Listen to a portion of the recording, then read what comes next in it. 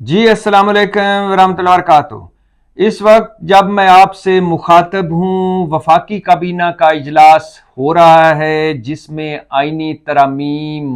کا مسودہ جو 26 نکات پر مشتمل ہے اس کی منظوری دی جائے گی۔ اس وقت جب میں آپ سے مخاطب ہوں، 1 گھنٹہ پہلے اچانک خورشید شاہ کی زیر صدارت آئینی ترامیم پر جو خصوصی کمیٹی تھی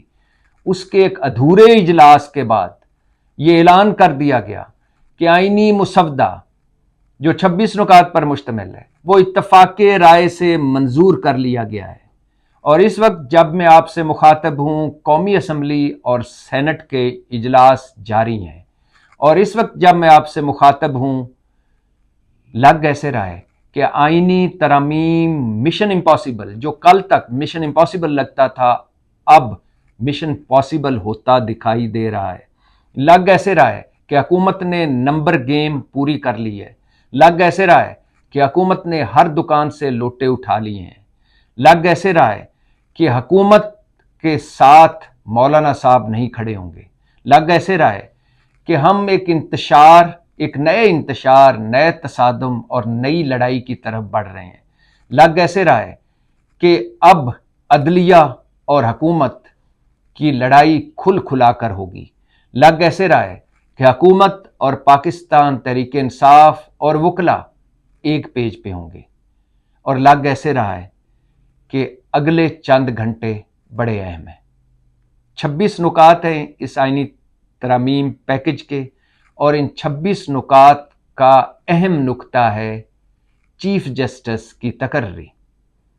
اور اسی کے گرد یہ سارا کچھ گھوم رہا ہے۔ حکومت کی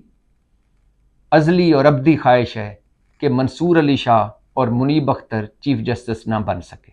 حکومت کی خواہش ہے کہ عدلیہ پارلیمنٹ یا حکومت کے انڈر ہو۔ حکومت کی خواہش ہے کہ حکومت جج لگائے، حکومت ججوں کی مانیٹرنگ کرے، حکومت چیف جسٹس لگائے۔ آسان لفظوں میں حکومت من پسند کے جج لگائے اور پھر من پسند کے فیصلے لے۔ اور اس ساری آئینی ترامیم کا اگر خلاصہ نکالیں تو وہ یہ ہے کہ کسی ایسے جج کو نہیں آنے دینا، کسی ایسے جج کو چیف جسٹس نہیں بننے دینا جو آ کر الیکشن آڈٹ کرا دے، جو عمران خان یا پاکستان تحریک انصاف کو ریلیف دے۔ اگلے چند گھنٹے بڑے اہم ہیں۔ اللہ کرے میں غلط ہوں کہ ہم ایک نئے تصادم کی طرف بڑھ رہے ہیں۔ اللہ کرے میں غلط ہوں کہ ہم ایک نئی لڑائی کی طرف بڑھ رہے ہیں۔ اللہ کرے میں غلط ہوں کہ ایک بار پھر آدھی سیاست سڑکوں پر ہوگی، اور آدھی سیاست اس سڑکوں پر جو آدھی سیاست ہوگی اس کو روکنے کے لیے ہوگی۔ یہ ملک پہلے ہی نفرت اور تقسیم میں گھرا ہوا ہے، اس پر یہ آئینی ترامیم پیکج اللہ خیر کرے۔ اور یہ میں بتا چکا ہوں کہ اس وقت جب خورشید شاہ یہ اعلان کر رہے تھے کہ آئینی ترامیم مسودہ اتفاق رائے سے منظور ہو گیا ہے، اس وقت مولانا صاحب اور پاکستان تحریک انصاف مولانا صاحب کے گھر تھے،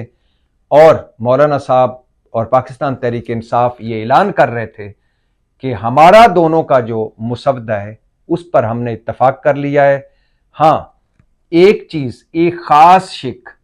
اور وہ خاص شک ہے چیف جسٹس کی تقرری کی، اور وہ شک ہے کہ چیف جسٹس سینئر ترین جج ہوگا یا چیف جسٹس 3 سینئر ججوں میں سے ایک ہوگا۔ اس کی تحریک انصاف کہہ رہی تھی کہ جب تک ہماری عمران خان سے ملاقات نہیں ہو پاتی ہم اس پر کوئی فیصلہ نہیں کر سکتے۔ باقی تمام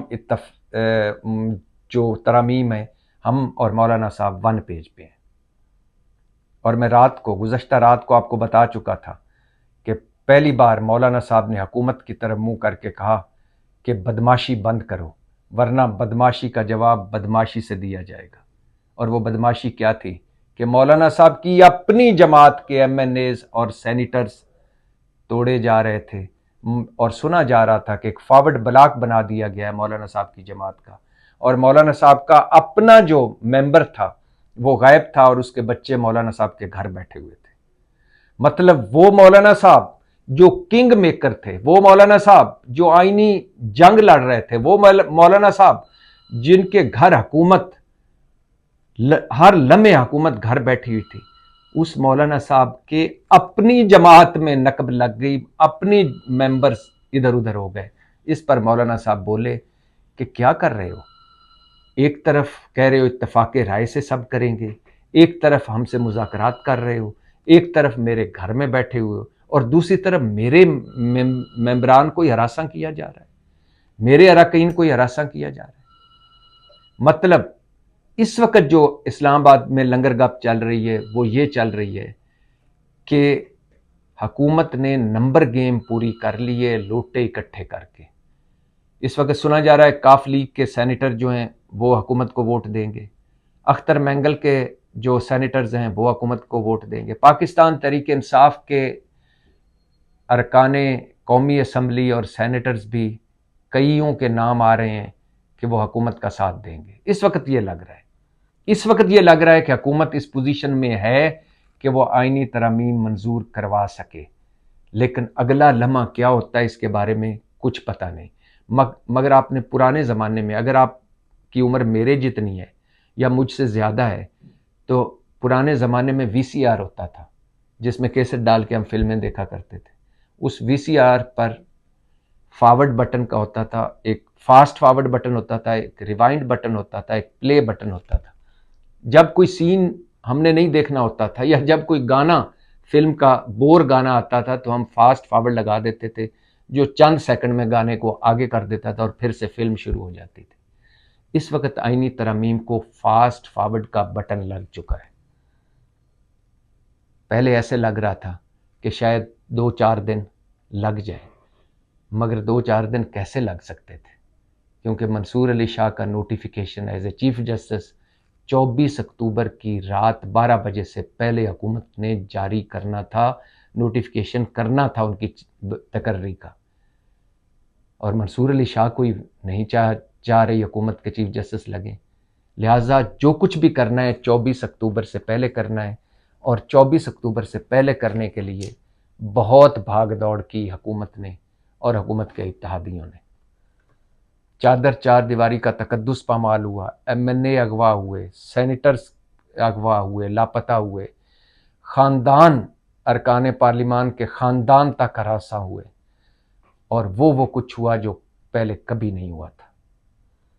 آئینی ترامیم، مولانا صاحب اس وقت، مولانا صاحب اور پاکستان تحریک انصاف ایک پیج پہ ہیں اور ان کے ساتھ ہوں گے وکلا۔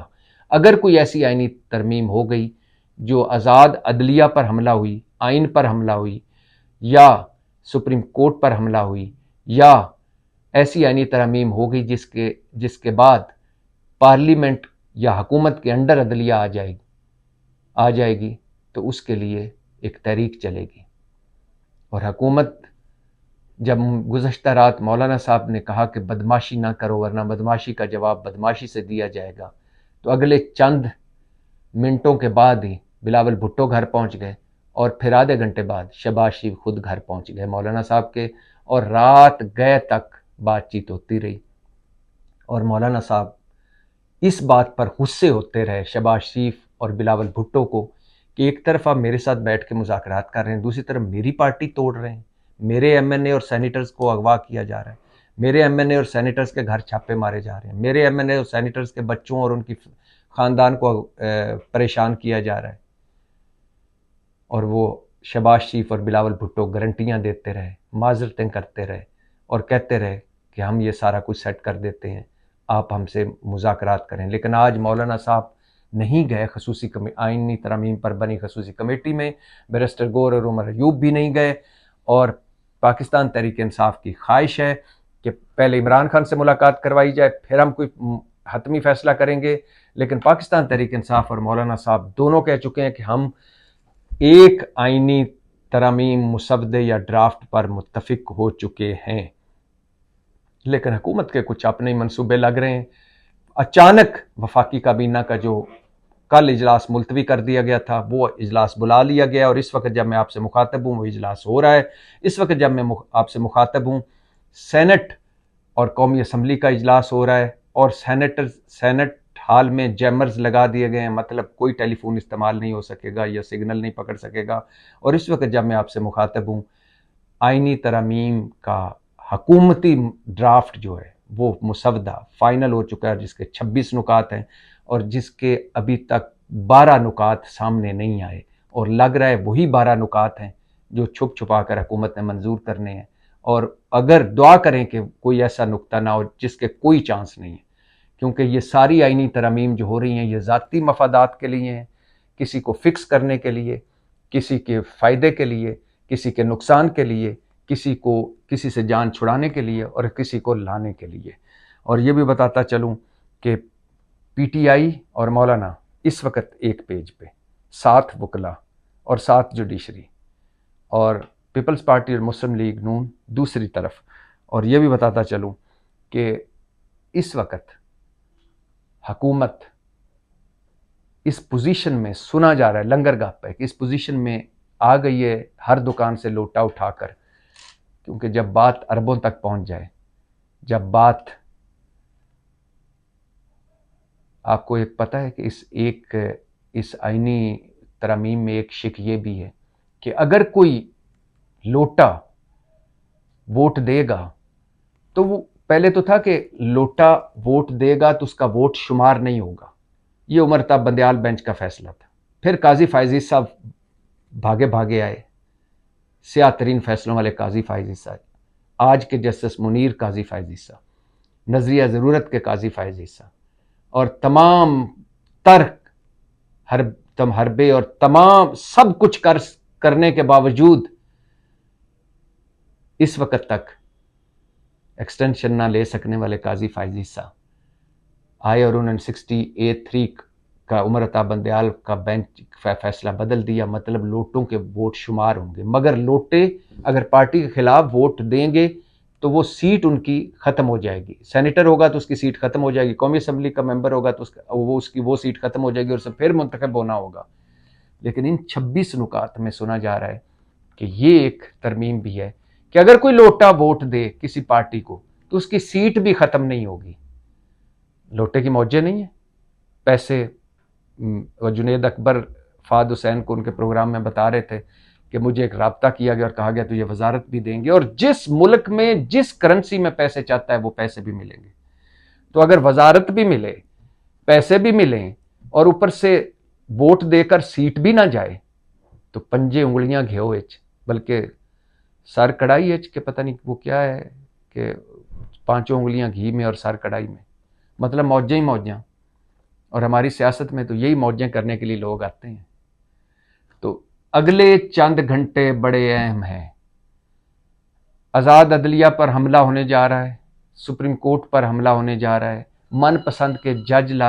لانے کی کوشش ہوگی، اور جو جج پسند نہیں ہیں ان سے جان چھڑانے کی کوشش ہوگی۔ پاکستان زندہ باد۔